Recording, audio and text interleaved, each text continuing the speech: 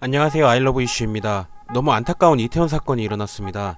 전쟁을 제외한 사건 중 대한민국 역사상 11번째로 많은 사람이 떠나간 사고로 기록되고 있습니다. 특히 1위에서 7위까지가 건물의 붕괴, 배의 침몰 사고, 비행기의 추락 사고인 점을 감안하면 앞사는 너무나도 허망한 사건이 아닐 수 없습니다. 최초 이태원 사건이 발생했을 때 행안부 장관은 경찰을 미리 배치함으로써 해결될 수 있는 문제는 아니었다라고 말했습니다. 즉 이태원 압사 사건은 사람이 막을 수 없는 사건이다라는 것입니다. 행안부 장관의 사나이는 재난안전관리본부와 경찰국을 두고 있기 때문에 이게 정부의 공식 입장이다라는 느낌을 주었습니다. 사실 첫날에는 약 5대5의 비율로 각종 커뮤니티랑 뉴스의 댓글들에서도 의견이 팽팽했습니다. 악플도 굉장히 많았죠. 즐기는 것도 본인이 책임하에 즐기라는 것인데요.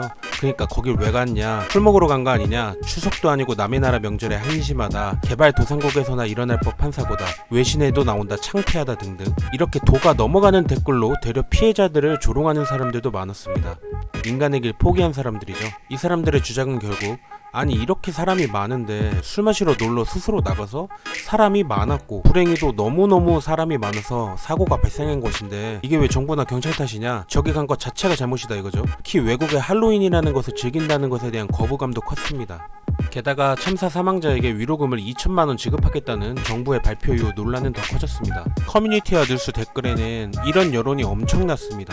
무분별한 지원금이라는 반발심이 더 커졌죠. 근데 결국 사건이 일어나기 4시간 전부터 수십 건의 신고가 있었다는 경찰의 콜센터 녹취록이 공개됨에 따라 결국 이상민 행안부 장관은 머리를 숙였습니다. 그러니까 왜 그렇게 입을 경솔하게 놀렸는지 참 아쉽습니다. 공식적으로 112 신고가 들어온 것은 이렇게나 많았습니다. 사건이 10시 반경에 일어났는데 오후 6시부터 이렇게 현장에 있는 시민들이 도움을 청한 것입니다. 근데 왜 여기서 대대적인 경찰의 출동이 이뤄지지 않은 것일까요? 이태원의 파출소랑 사건 현장은 불과 140m, 걸어서 2분 거리인데 말이죠. 파출소 인원이 저기로 다 뛰쳐나갔어야 하지 않나 생각이 됩니다. 그중 하나의 신고 녹취 내용을 자세히 보겠습니다. 신고 시간은 참사 발생 4시간 전 약 6시 30분경입니다. 여기 이태원 메인스트리트 들어가는 길인데요. 클럽 가는 길 해밀턴 호텔 그 골목에 이마트 24 있잖아요. 근데 그 골목이 지금 사람들하고 오르고 내려오고 하는데 너무 불안하거든요. 그러니까 사람이 내려올 수 없는데 계속 밀려오니까 압사당할 것 같아요. 나는 겨우 빠져나왔는데 이거 인파 너무 많은데 통제 좀 해주셔야 될 것 같은데요. 경찰의 대답은 사람들이 교행이 잘 안되고 압사 밀려서 넘어지고 그러면 큰 사고가 날 것 같다는 거죠. 네네, 지금 너무 소름 끼쳐요. 그 올라오는 골목이 굉장히 좁은 골목인데 이태원역에서 내리는 인구가 다 올라오는 곳인데 거기서 빠져나오는 인구와 섞이고 그 다음에 클럽에 줄 서 있는 그 줄하고 섞여 있거든요. 올라오는 인구를 막고 내려온다는. 네, 그 다음에 그 메인 스트리트에서 나오는 인구하고 그 다음에 이태원 1번 출구에 사람들이 다 나와서 그 골목으로 다 들어가요. 네, 이거 아무도 통제 안 해요. 이거 경찰이 좀 서서 통제해서 인구를 좀 뺀 다음에 그 다음에 안으로 저기 들어오게 해줘야죠. 나오지도 못하는데 지금 사람들이 막 쏟아져서 다니고 있거든요. 와, 정말 완벽한 신고입니다. 정확한 위치를 설명했고 교행이 안 되는 원인을 파악을 했으며 경찰 진문에 대한 인구 유동을 상세하게 설명을 해줬고 그 다음에 추가적으로 원인을 설명해주고 경찰이 해야 될 일을 제안까지 했습니다. 이 신고를 듣고 현장에 2분 안에 걸어 나와서 경찰이 봤을 광경은 바로 이 장면입니다. 이 장면을 보고 뭔가 느끼는 게 없었을까요? 사건 발생 4시간 전부터 계속 4시간 동안 이 상태였다는 겁니다. 이걸 가서 보고 나서 와, 뭐 경찰이 해결이 불가능한 상황이네, 우리도 인원이 부족한데 잘 해결되겠지 이러면서 별다른 조치 없이 왔다는 거죠. 만약 경찰 조직이 책임있고 유연하게 돌아가는 조직이었다면 이 광경을 본 직후 본인이 보고할 수 있는 최고 상급자에게 위험성을 설명해서 최소 메인 골목 3개 정도에는 경찰 5명씩이라도 긴급 근무를 서게 지원 요청을 했을 것 같습니다. 이건 유명한 통솔녀의 목격 후기인데요. 여기 지금 꽉 막혀있으니까 못 올라온다고 올라오실 분 잠시 대기해주시고 내려가실 분부터 이동해요. 앞으로 전달해주세요. 큰 소리로 소리쳐서 앞으로 목소리가 전달되었습니다. 내려가 이런 식으로요.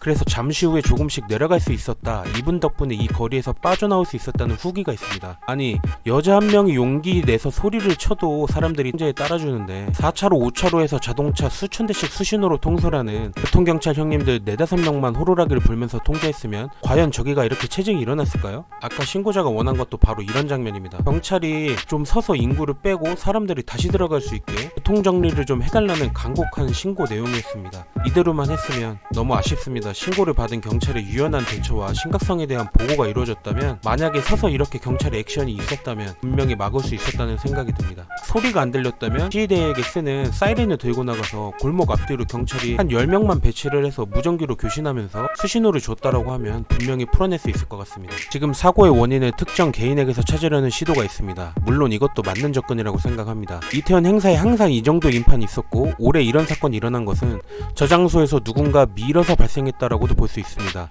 제보 영상을 보면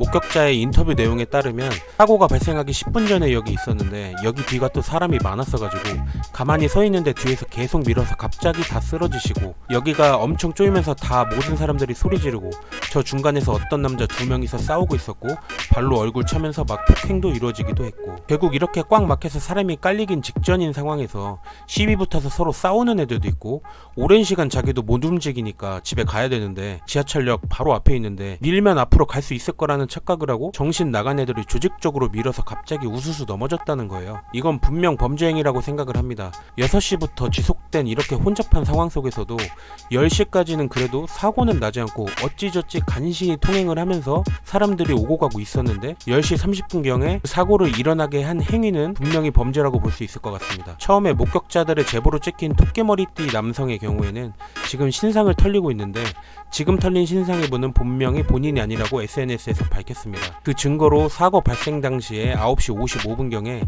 이태원역에서 지하철을 타서 합정역에서 내린 대중교통의 이용 내용을 공개했습니다. 오늘 블라인드에 올라온 이태원 파출소 직원의 글을 보면, 이태원 파출소 직원입니다. 오늘 뉴스를 보며 역시나 하는 생각이 들었고, 청장의 현장 대응 미흡에 대한 감찰 지시와 각종 언론 보도를 보고 가만히 있을 수 없어서 글을 씁니다. 이태원 파출소 직원의 90%가 2030의 젊은 직원이고, 그 중에서 30% 이상은 15도 끝나지 않은 새내기 직원과 기동대에서 현장 경험이 없이 일선으로 나온 직원들로 채워져 있습니다. 결국 자기들은 신입이다 이거고요.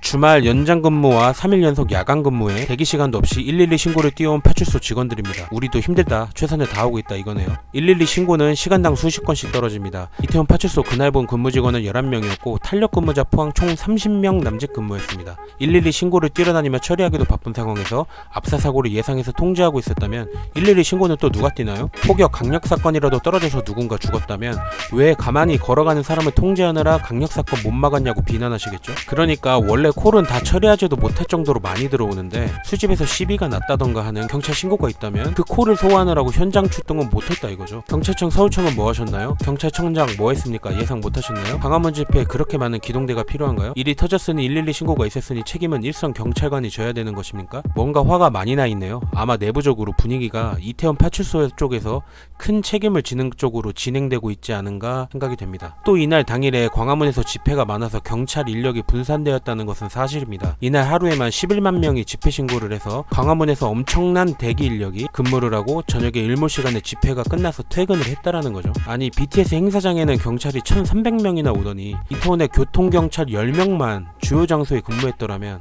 너무나도 아쉽습니다. 이건 인력 배치 문제, 인재라고 생각이 됩니다. 경찰이 뭐라 해도 통제는 안 따를 것이라는 의견도 있습니다.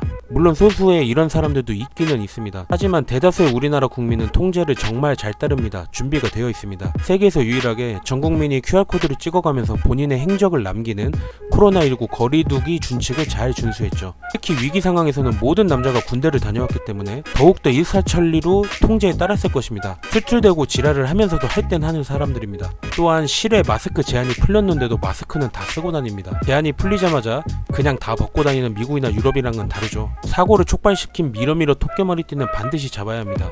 그놈이 사건을 일으킨 것은 맞습니다. 하지만 분명히 경찰이 막을 수 있었던 사고라고 생각이 됩니다.